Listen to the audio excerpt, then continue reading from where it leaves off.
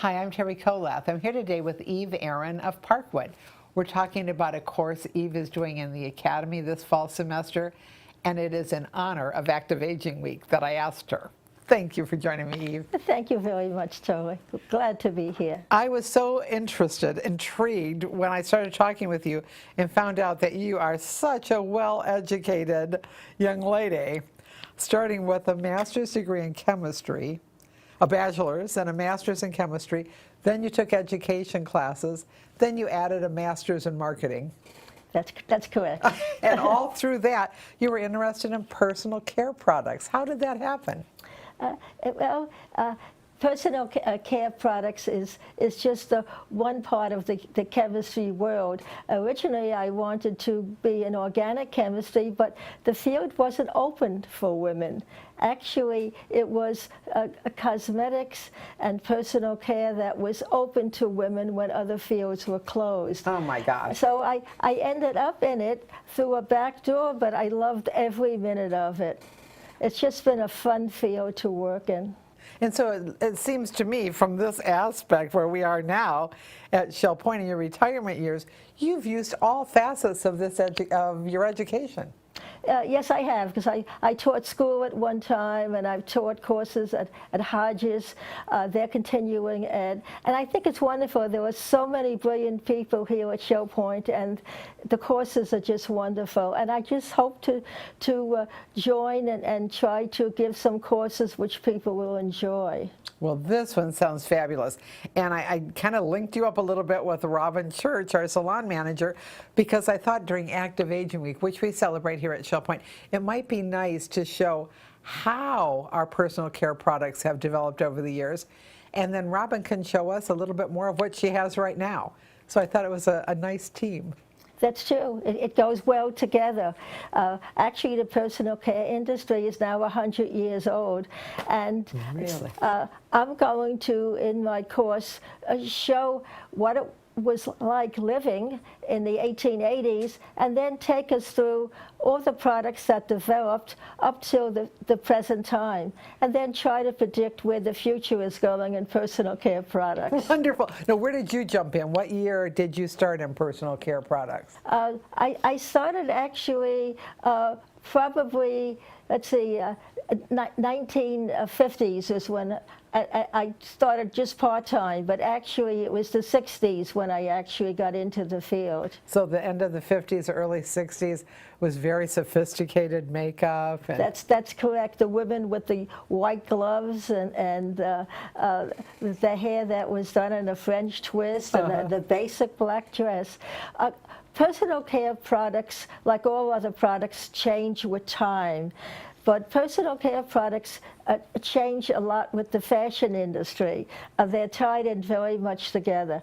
And all products, of course, change due to what's happening in the world today and with technology.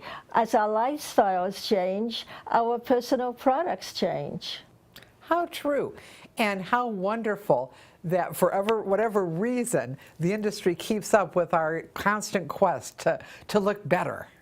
Yes, well, actually, a lot of it is marketing. It's a big business. You're talking something that's like $89 billion. So the marketing people know they have to keep products moving. And of course, with technology, there's so many new things that are happening, all kinds of naturals, which people seem to want, and the whole world of bath products has changed. Now people buy homes because of the size of the bathroom. So obviously it has to be filled up.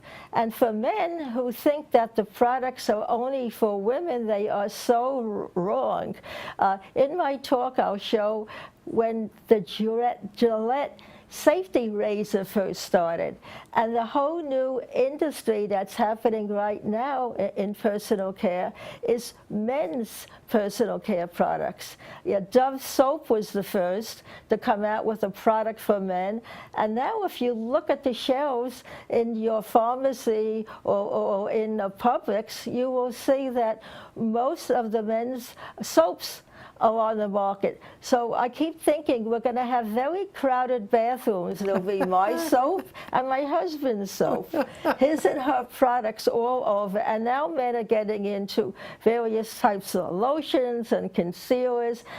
Men now are very concerned with the way they look, particularly the millennial men, the young people who were born between, say, 1990 and 2010. And so that's another big market. And in terms of anti-aging, the whole market is growing. So more and more products are coming on the market in terms of how to look good, to keep your skin healthy and fresh. And it's just interesting how men who think that they don't use products actually use about 8 or 9 products a day if they start from the head and they go down to the foot. Interesting. This is going to be a fascinating class. I don't know how you're going to get it all in an hour and a half. That's my problem. I put it together, and I'm trying to show a combination. This is a course based on history of a field, but it's also based upon trivia and upon nostalgia.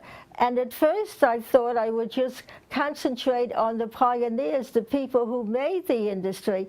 And then I realized people like to walk down the yellow brick road and reminisce. They like to see products they use. So I went back and put in more photos of products. I mean, people remember Ivory soap, and they remember Pond's skin cream.